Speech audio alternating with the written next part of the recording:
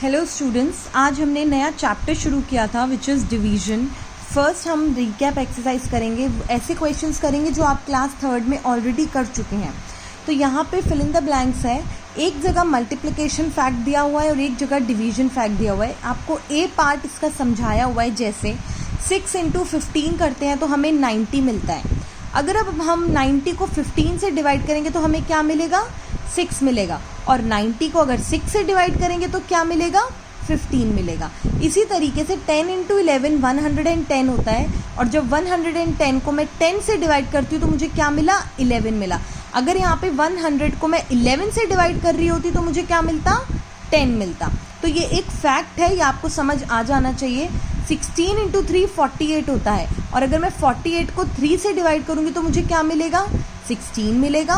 और 48 को 16 से डिवाइड करूँगी तो मुझे क्या मिलेगा, 3 मिलेगा। इसी तरीके से मैंने ये दोनों क्वेश्चंस भी किए थे। फिर हमने बात की थी रिपीटेड सब्ट्रैक्शन की। ये टॉपिक आप क्लास थर्ड में बहुत अच्छे से पहले भी पढ़ चुके हो। जैसे आपको एग्जाम्पल में दिख रहा होगा, रिपीट पे सब्ट्रैक्शन करना है। जैसे 75 को 15 से डिवाइड करना है, तो सबसे पहले हम 75 को 15 से माइनस करेंगे, हमें मिला 60।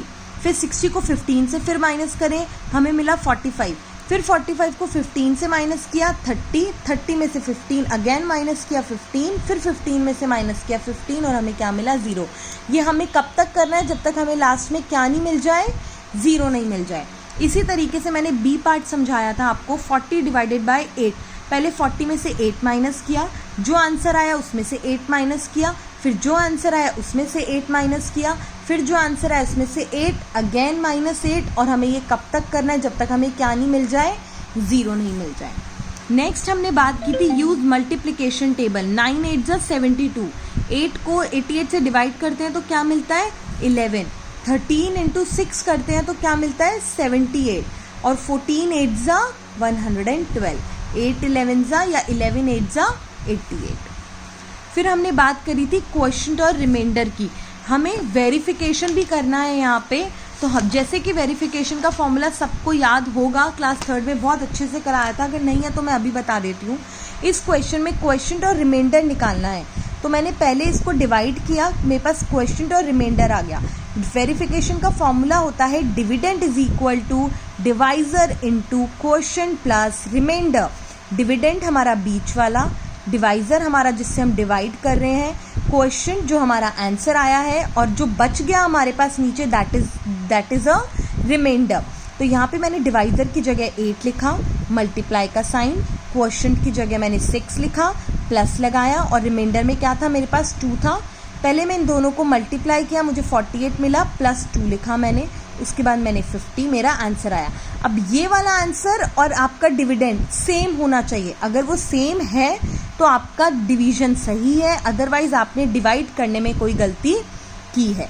इसी तरीके का एक पैटर्न मैं आपको समझा चुकी हूँ, बाकी आपको खुद प्रैक्टिस करनी है।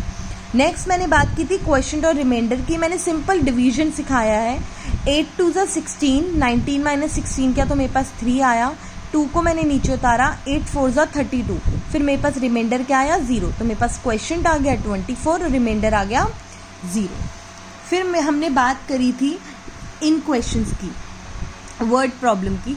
288 tables were placed in rows of 8, how many rows were made. हमें एक 288 टेबल्स को अरेंज करना है, और इस तरीके से अरेंज करना है कि एक रो में 8 ही टेबल आए। तो बताओ कितनी रोज हमें बनानी पड़ेंगी। तो हमने क्या किया, इसमें हमने सिंपल डिवाइड किया था।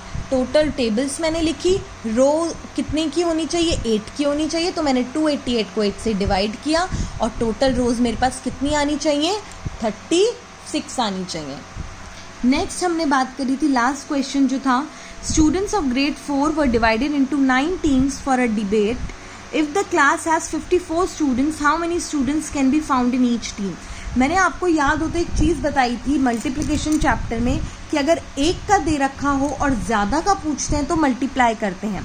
डिवीजन में इसका एकदम ऑपोजिट है, अगर ज़्यादा दे रखा हो और एक का पूछा हो तो डिवाइड करते हैं। फॉर एग्जाम्पल हमारे पास 9 टीम्स हैं और 54 स्टूडेंट्स हैं, और पूछा है एक टीम में कितने होंगे, मतलब 9 टीम्स का हमें दे रखा है डेटा और एक टीम का पूछा है तो क्या करेंगे, डिवाइड करेंगे। तो इसीलिए हमने यहाँ पे सिंपल डिवाइड किया और डिवाइड करके हमें पता लगा कि हर एक टीम में कितने स्टूडेंट्स थे, 6 स्टूडेंट्स थे। कितने स्टूडेंट्स थे, 6 स्टूडेंट्स।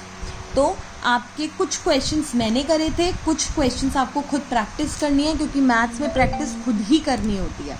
ठीक है, मैं इसकी फ़ोटो आपको भेज दूंगी। जो क्वेश्चन मैंने नहीं करा है दैट इज़ योर होमवर्क, और जो क्वेश्चंस मैंने करा दिए हैं बुक में, जो मैंने किया है वो आपको बुक में ही करने हैं, जो क्वेश्चन मैंने नोटबुक में किया है वो आपको नोटबुक में करने हैं। Thank you.